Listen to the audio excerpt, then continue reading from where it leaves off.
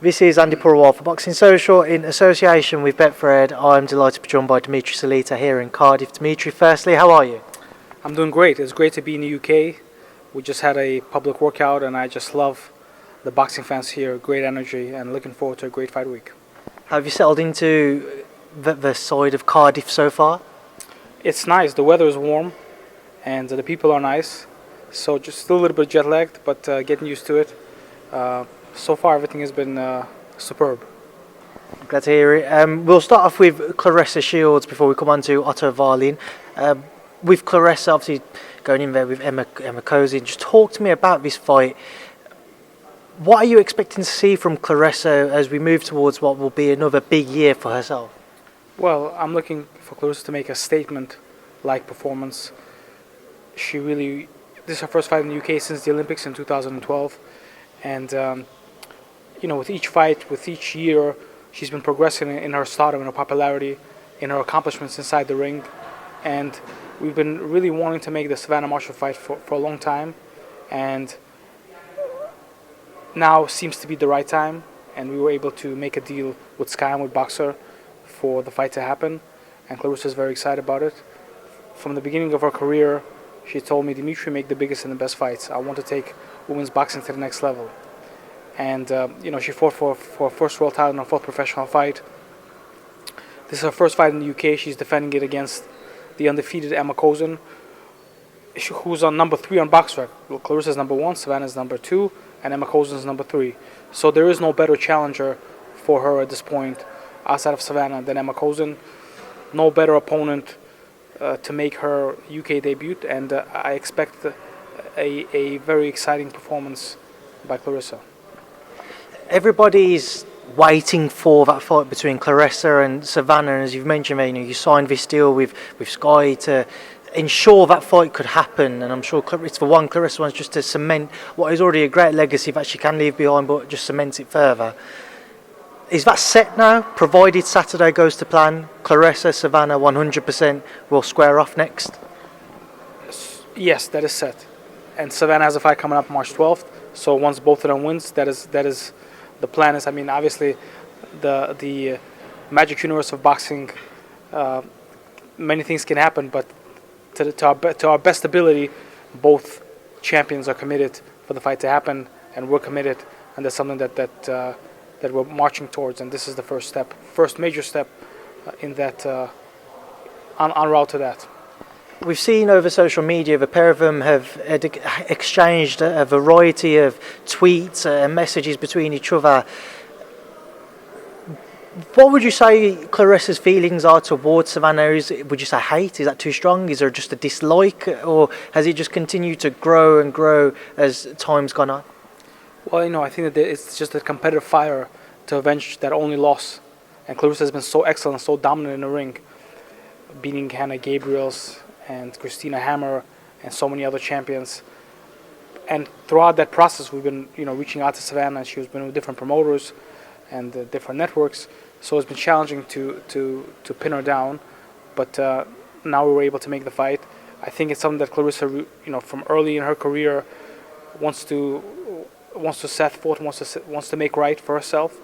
And the interesting thing about this fight is that not only is it the biggest fight in women's boxing history, it's also going to have the promotion and the build-up of a real big-time championship fight, of a bona fide unification. And that's so important for women's sports and for women's boxing. Both of these fighters are at the peak of their careers. Neither one of them is shy about their chances to win, which is great. And as you said, they're going back and forth on social media.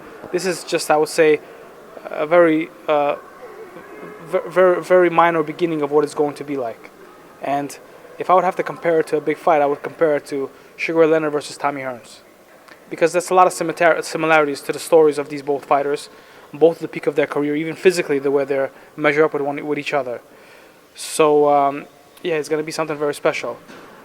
But as we know in boxing, you can't overlook your next opponent, and Claressa's next opponent is right around the corner, a couple of days away on February 5th, fighting Emma Kozin. And for Emma Kozin, it's a lifetime opportunity. She's undefeated. She's very focused. She has a good school of boxing. We've seen her train today. She looks like she's ready. She looks in good shape, sharp on the pads. And so Clarissa and Savannah is going to be in the crowd, so I know that Clarissa is going to have extra motivation to send a very strong message to Savannah. And I think after the fight, hopefully everything goes well. That's going to be the first step of what the super fight build-up is going to be like. Dmitry, it would be a long way away, but for this next question, let's say Clarissa Savannah face off later this year and Clarissa's successful. What next for her? We've already seen her dip her toe into the MMA world. Is that going to be more of a permanent move, do you think? Does she look at it and think, what left is there for me to achieve? Or does she continue to maybe drop down the weight and see how far she can go? What do you think would be next? So Clarissa, MMA is just another message to the boxing community, how much she wants to challenge herself and raise women's sports and women's boxing to the next level. Her fighting in the MMA gave her a different kind of exposure. She's fought on ESPN. She has a tremendous amount of coverage. ESPN did a documentary on her that's on ESPN Plus, and so it supported her growth in boxing. Clarissa took time off from MMA training to get ready for this fight and to get ready for the fight with Savannah. So she's not going to have any intervening fight between all the necessary steps that happened towards the fight for Savannah Marshall. Clarissa has been talking about going on at 147. There are some young fighters coming up that are talented. We'll see what happens. But I do think that Clarissa versus Savannah is just such an important step in the growth of women's boxing. In my opinion, Clarissa is a historic athlete like Michael Jordan, Jackie Robinson, Muhammad Ali, Pele. She transcends sports. And what she has done, especially and where she came from, Flint, Michigan, one of the most challenging places in the United States, to be a two-time Olympic gold medalist, to be a multi-division world champion, it's really unbelievable. If you just sit down and think about it, and think about what Clarissa had to overcome every day of her life as a young girl, and the dream and the belief in herself and in God and all the good things and positivity, to stay away from all the negative influences and to be so great is really unbelievable. And so even, sometimes you see people say some types of things about Clarissa that that kind of rubs me the wrong way. But whatever your personal feelings are, if you understand sports, you have to admire what Clarissa has done, just objectively on paper. And I strongly believe that this fight with Savannah Marshall is going to be another major step in the growth of women's sports. And people that are going to watch this, like now we watch Muhammad Ali fights, and people say what happened to them when Foreman and Ali fought, and when Leonard and Hagler fought, and all these memorable fights. I think this is going to be the first one of that magnitude that's going to go down in history. And I really believe the winner of that fight should be included in the pound-for-pound ratings, the crossover pound-for-pound ratings. To me, Clarissa has already earned that spot. But certainly the fight with Savannah Marshall should solidify that. Dmitry, Clarissa has said that Mr. Floyd Mayweather will be flying over to watch her fight on Saturday night. Can you confirm that? Will that be the case? I've spoken with Clarissa today, and I spoke with Jarrell Tucker, and based on everything that I've been told, yes, he's coming on Saturday night. Exciting times. We'll get Floyd a special ringside seat to make sure that he's close to the action. And Clarissa ended her training camp in Floyd's gym, and obviously Floyd is one of the greatest fighters of all time, maybe the greatest. And it's good to see that he supports Clarissa, and that there'll be such a presence here in Cardiff, Wales. We saw Roy Jones here at the public workout today, another great, and he's working obviously with Eubank. But to have the presence of these two great fighters is only going to add to the event, and it's available on pay-per-view in the United States. And I hope that U.S. boxing fans tune in and see this beautiful fight and beautiful event. It's an exciting time to be following the sport, and it's obviously for Clarissa herself. Just a final one on her. I know it was brought up in the press conference last week, but we never really touched on it more so, a virtual press conference that is. The Jake Paul emails, it came out that you'd obviously reached out to try and get Clarissa onto a Jake Paul undercard, and he wasn't as forthcoming with that and as open to that. I just wanted to get your kind of not reflection, but just kind of your take on that entire situation. I'm so happy that you brought it up, to be honest with you. First of all, my email to his manager was completely taken out of context. It was so I emailed him because it was Jake Paul's first event on Showtime. he doesn't have the infrastructure, the promotion infrastructure to stage an event. And I was advised by someone to reach out to him to help him. He went on to work with somebody else, but it had nothing to do with Clarissa, but in that particular situation.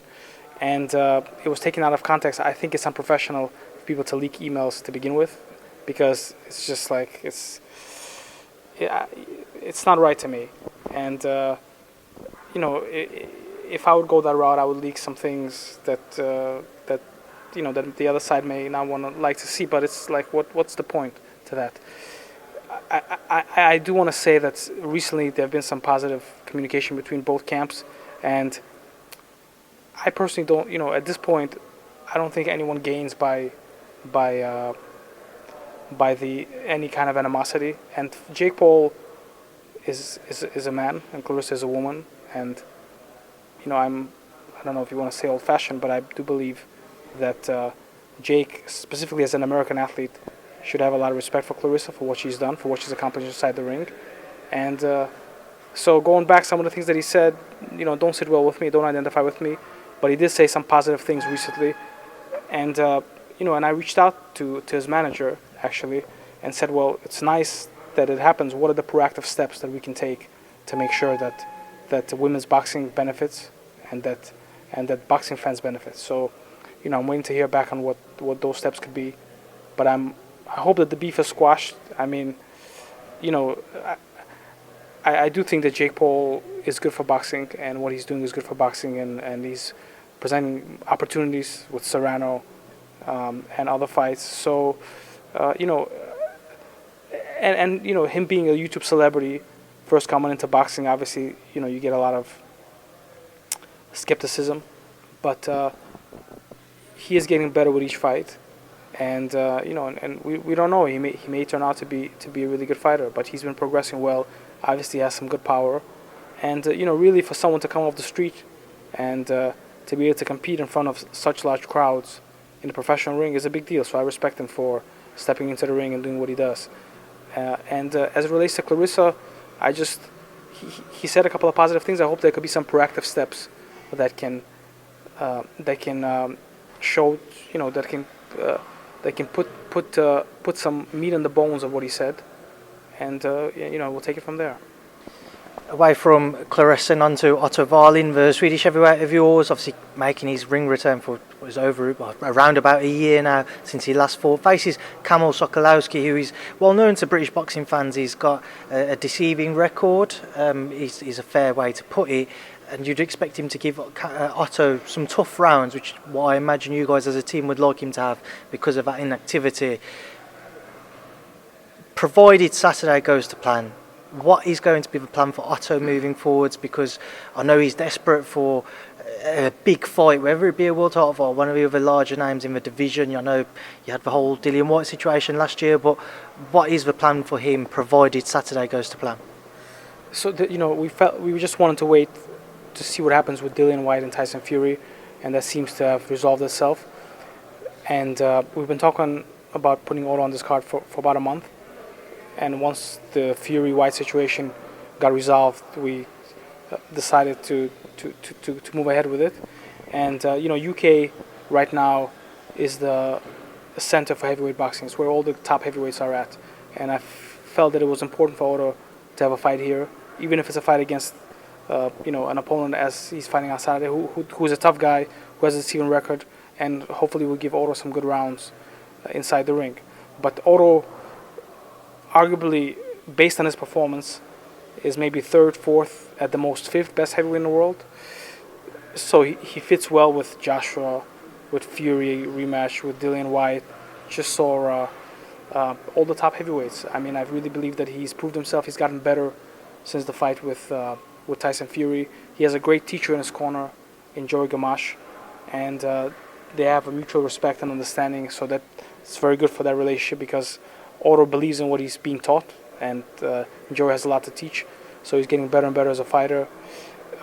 So yeah, we definitely want to position him for the bigger and better fights, and that's why we're fighting here in the UK for Otto to you know, Otto is a very respectable. He's what someone you would want a heavyweight champion in the world to be like Otto. He's respectable. He knows his position. He knows his place. He's a very hard worker, very disciplined, takes his job super seriously, and very unfortunate with what happened with Dillian Whyte. I believe that Otto would be victorious, as many other in the boxing community felt. But, whatever happened, happened, and I'm sure it's for the best in the long run. So, the first step towards a meaningful fight is Saturday night, and, being that Joshua may be tied up, Usyk may be tied up, Fury and Wilder, someone like a Chisora would be an interesting fight, and I believe that would be willing to come to the UK for something like that. Have you spoken to Eddie Hearn at all about a potential fight there with Derek Chisora? I wasn't sure that Derek is with Eddie, but just going off of his last fight, I think Derek, again, same with Dillian, they're classed as free agents, but they've got a good working relationship with Eddie. I mean, I've communicated with Eddie as well. I mean, we want to make the biggest and the best fights, and it doesn't make a difference to us. We work with everybody who he's with. I mean, it's all about the fighter and the fans. So, Chisora, whoever you're with, please reach out to us and let's make the fight. Moving away from that one, but sticking with that heavyweight mix at the top, it's been a messy situation, shall we say, involving Tyson Fury, Alexander Usyk, AJ and Dillian Whyte. We saw the purse bids, record purse bids broken last Friday for the Fury-Whyte fight, but now we've seen some reports coming out that the WBC have set Dillian Whyte a deadline to sign his contracts by February 21st for his fight. He's been silent since the purse bids. Because of your past involvements with their team, with a potential fight with Otto towards the end of last year, what's your take now on how Dillian's and his team maybe have approached things since those purse bids on Friday? We just haven't heard anything from them. I really have no idea. I mean, I think there's a lot of things maybe still going on behind the scenes with the whole triangle of these great fighters, and I really have I don't even want to guess. I have no idea what's happening, but as a boxing fan, it's a fight that I would want to see. I'm a big Tyson Fury fan, and I had the great honor of training with him in 2010 and 11 at the Kronk Gym in Detroit. That's how I first met him, and I was with him in Miami, Florida. I think it was in May, and we even boxed a couple of rounds. So Tyson is really the people's champ, and he's so gracious and so charismatic, and overcame so much to be the man that he is today. And he's trained by a great trainer in Sugar Hill Stewart, who I trained with and know for many, many years. So they are a great team. I really have nothing to say about Dillian Whyte because I don't know Dillian Whyte as a person, and I really don't know his team so much. So I wish everybody nothing but the best, and if that fight happens, may they give fans an exciting fight and come out healthy and wealthy. They will be, and that's it. But I don't have any personal opinion about it because I don't know them. What did you make of that record-breaking purse bid though last Friday? I love it. I think it's great for boxing because I think that the effects of that indirectly affect everyone in the sport in a positive way, and it raises the pay grade and raises the expectations. And I think it's great for the sport of boxing and great for Frank Warren and Top Rank to have won that bid for ESPN and for BT Sport.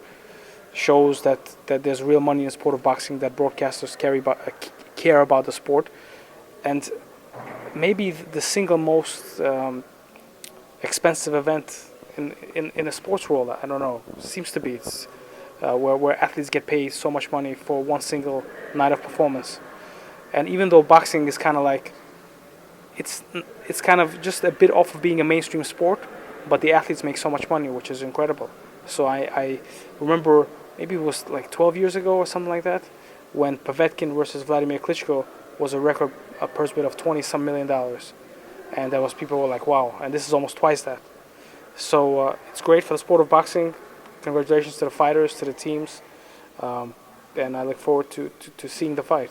But if for whatever reason something happens, and there's a fallout and whatever, Otto would fight Anthony Joshua, he would fight Dillian Whyte, he would fight a rematch with Tyson Fury.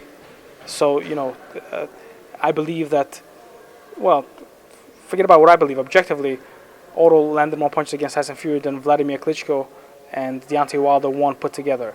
So he's shown that he is one of the best heavyweights in the world. And after that, he's had 2 solid wins. So obviously, on that level, whoever gets in the ring with Otto, it would get a lot of attention, a lot of respect. Final topic of this interview, Dmitry, sticking with the heavyweight division. You have another heavyweight charge, Jarrell Miller. Yes. What's going to be his plan for his comeback, firstly, before I do come on to some obvious questions? Well, I think as soon as Jarrell comes back, he's such a personality and such a good fighter that I think he's going to get rather quickly back to the top of the heavyweight division. And I'm very excited about those possibilities. And he's training, get himself back in shape. And hopefully we'll be announcing some good news in the near future. Moving on to those questions, Dmitry. Obviously, he failed multiple drugs tests for performance-enhancing drugs over the last few years. He's certainly caused a strong reaction, shall we say, within not just the boxing community but the sporting community in general. How confident are you that he doesn't go down that route again? He doesn't take anything which could, such as another performance-enhancing drug, which could again bring his career in boxing into question? I mean, I've spoken with Jarrell, and I think Jarrell knows that this is kind of, a very important run for his career. Is his big opportunity, and from what I see and from what I understand, he's serious about this run, and he understands that he has to be clean, and he is clean, for sure, at this point, and I believe that he's learned his lessons, and in the future he'll make the right decision. I know Bob Arum had strong comments. Eddie Hearn's had strong comments in the past as well. On trying to get onto a big show front, how difficult will it be for Jarrell to box on one of those shows because of those comments from the promoters and where things stand there? Right, and all those comments, you can understand what people say. We almost had a deal with Top Rank, but Jarrell obviously didn't work out, and certainly Eddie with Anthony Joshua, big event. I really believe that Jarrell could have been heavyweight champ of the world that night, but it wasn't meant to be. Those feelings are validated. What can you say? The only thing that Jarrell can do is test clean, and fight and win, and show his personality. And I believe that he said several times that he's sorry. I mean, Dillian White also had several failed drug tests. Alexander Povetkin. So there's a track record of fighters. It's neither one of those guys are right. I'm just saying that it happened before. However, Jarrell hasn't fought since 2018. That's a long time during the pandemic, not making money. He got a family, he got kids. Boxing is what he's is what he did his whole life. So I do feel that it's right for him to come back and to have a chance. And I think that he's serious about his career. He's serious about the decisions that he has to make and that he's made, and all we can do is support him, give him opportunities, and pray for the best. And I want to believe that Jarrell will make the right decision and will reach his potential of being a heavyweight champion of the world. Final one on it, Dmitry. When Jarrell has failed the drugs test previously, what have you personally said to him? So, I first started working with Jarrell in a second professional fight. He fought on my show at the Roseland Ballroom. He wasn't even signed to me, but I put him on a show because I know him since I'm a kid, since he's young. And I saw Jarrell, and I was like, Jarrell, after that fight, I said, you're going to be heavyweight champ of the world. And Roseland Ballroom is like, 7-8 blocks from the Garden. And when we had that press conference for Anthony Joshua, and what an opportunity to fight for the Garden, to make by times 20 career highest payday. and such a great winnable opportunity. And I said, Jarrell, several years ago we fought a 4-round fight at Rose on Ballroom, and I'm so happy that we reached this point together. And now you're fighting, at the mecca of boxing, for the highest price in sports. And then the press conference happened, and fighters went on to camp, and then yada yada yada, and the fight didn't happen. So obviously, it's something that's very disappointing. But what can you do? You just have to take the next best steps, and try to recover from the situation. Obviously, it was disappointing. It took the breath out of me, but it's part of life, and certainly part of the athletic life. Someone should make a documentary, The Road to the Heavyweight Title, because there's so many things that happen in road to big fights. Look at Wilder versus Fury, COVID, the pandemic, then they get sick. There's just so much. Joshua versus Wilder, then Joshua versus Fury. Just so many big things that happen that derail fights. And at this point, I do think that with 1 or 2 fights, if Jarrell is impressive, and I think that he will be impressive, that interest in him will pick back up, and he'll have an opportunity to prove himself. He certainly, is going to have to fight, a named opponent, I think, before fans embrace him as having come back fully. And I know that Jarrell understands it and realizes it, and wants that challenge and wants that opportunity. So, with that situation, we just take it a day at a time, and stay clean and train hard, and work for the best. Were there ever any thoughts that had crossed your mind to part ways with him on the back of those tests? Just because at the time, again, because of him continuously having failed tests for performance-enhancing drugs, there were calls for him to be banned from the sport permanently. So, from your role working with him, was you ever there thinking, I need to step aside here? No. When you sign a contract with somebody, the fighter makes a promise to you, and you make a promise to him as well. I also know Jarrell. Jarrell used to go to training camp with me when I used to fight, so I know Jarrell since he's 16 years old. We're human and people make mistakes. What Jarrell did was a big mistake, and it's a big deal. Could have been a life-changing opportunity, but I don't think that would have been the right decision for anyone involved for me to walk away, because I do think that Jarrell is going to get his opportunity, and I believe that he's going to do the right thing and take care of himself, and give himself the best chance to be the best fighter he could be. That's all you can ask for. Just give yourself a chance to be the best fighter you could be. And sometimes certain things in life, everybody at their own pace, and there are different ways that sometimes you have to go through different challenges to mature you, to make you understand, to see life from different angles, from different perspectives. So it was definitely a great learning experience for me, because I've learned so much and faced, as a promoter, such a challenge that I have never faced before. I actually do want to say that being with Jarrell since the beginning of his career, through different stages, was quite an education for me as a promoter, in many different ways. And I'm hoping that debacle was the last one of the lessons, and now we can get some rewards. Right, Dmitry, we'll leave it there now. I'll leave you to enjoy the rest of your evening. It's been great to catch up with you here in Cardiff. I'm sure I'll speak to you again after the fights on Saturday. Good luck with the rest of this week, and thanks for speaking to me in Boxing Social.